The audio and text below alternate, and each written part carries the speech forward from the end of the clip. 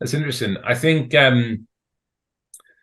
sometimes I've seen people get cross if they feel someone's being a bit pushy. Right. So almost to a relationship point. If I mean, this hasn't happened, but if like a fundraiser tried contacting each of us through LinkedIn or Twitter or whatever like that, that would really sour the mood. Yes. And so you can almost find yourself where this might be a good charity, this might be a good cause, but the person asking me is just really cheesed me off, and that's really turned the heat down on whether or not I want to support them. If people are presumptuous, if they kind of, maybe, and we've known this before, maybe you've supported the charity for a few years and it just feels like they're kind of saying, here's our bank details, we look forward to the next installment. That Right. really, it just does not sit well. Yeah. But I mean, one of the most fun.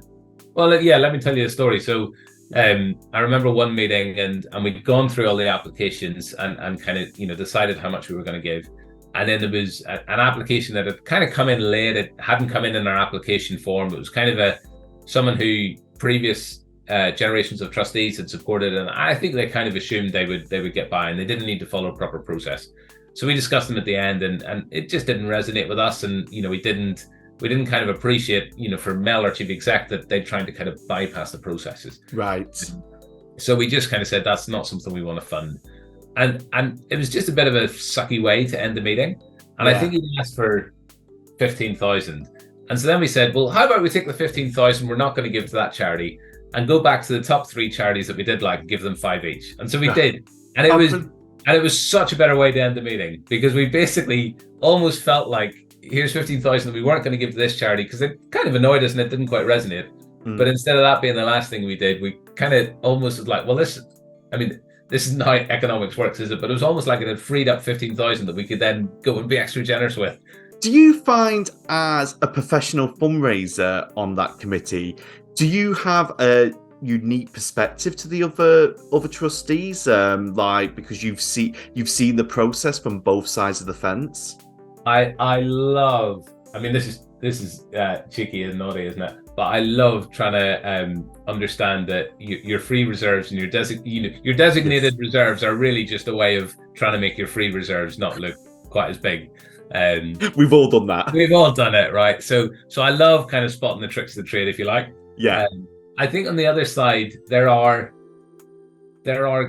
great people doing great stuff who are terrible fundraisers. Particularly in small shops where they don't have a professional fundraiser they can outsource to, and trying to look past the application, look past their website, and maybe understand. Even though they've presented this so awfully, I think they're doing really good stuff. And some of that, sometimes, I said sometimes it's maybe 3 minutes per application, but sometimes I'm phoning people up and saying, do you know about these guys? Are they worth kind of getting behind? Really want to give people a fair shot on that.